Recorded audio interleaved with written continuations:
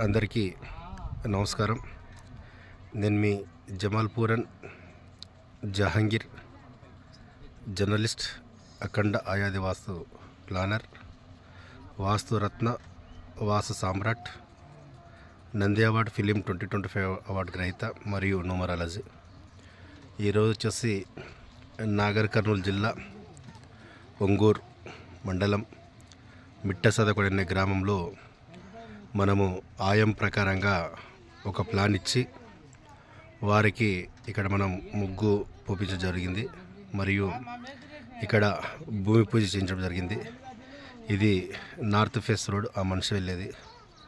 ఇదంతా వాళ్ళ స్థలం, ఇసుక కాంటి. ఇదంతా ఈ ముగ్గు వేసింది మార్క్ అంటే పహారిడ్స్ పెట్టి దీనికి ఇక్కడ ముగ్గు వేయించడం జరిగింది. మనం పూజ చేసేటప్పుడు కొంచెం డిఫరెంట్ ఉంటుంది. అందరు చాలామంది ఈశాన్యం పిల్లర్ కానీ చేయాలంటారు.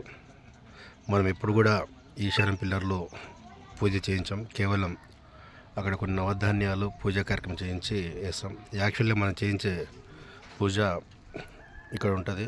వీళ్ళు మనం చెప్పినంత సామాన్ తీసుకురాలేదు, కానీ ఇక్కడ మధ్యకు మరి ఈశాన్యం దగ్గరలో ఒక గుంత తీయించి ఇక్కడ ఇందులో పిల్లలు, దీనికి పూజా ద్రవ్యాలు, ఇది శంకువు, ఇక్కడ మరియు ఈ వాసుకు సంబంధించిన యంత్రాలు ఇవన్నీ పెట్టించి ఇక్కడ మనం పూజ చేయించడం జరిగింది. ఇది శంకువు యంత్రం, ఇంకా డబ్బులు, పగుడము ఇవన్నీ ఉంటాయి అన్నమాట. ఇట్లా ఈ విధంగా అన్నీ పెట్టించి మరి మనం దాన్ని కప్పించడం జరుగుతుంది. అంటే దాన్ని మట్టి ఒప్పిస్తాం. ఇంకా దాన్ని ఎప్పటికీ శాశ్వతంగా అవి అలాగనే ఉంటాయి. ఇదండి.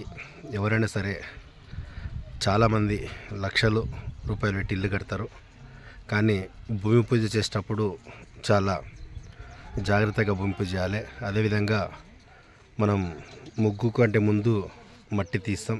ఇక్కడ చూడొచ్చు, ఇక్కడంతా మట్టి కూడా తీయించడం జరిగింది. మట్టి తీయించి ముగ్గు వేసి ఇక్కడ మనం పూజా కార్యక్రమాలు చేయించడం జరిగింది.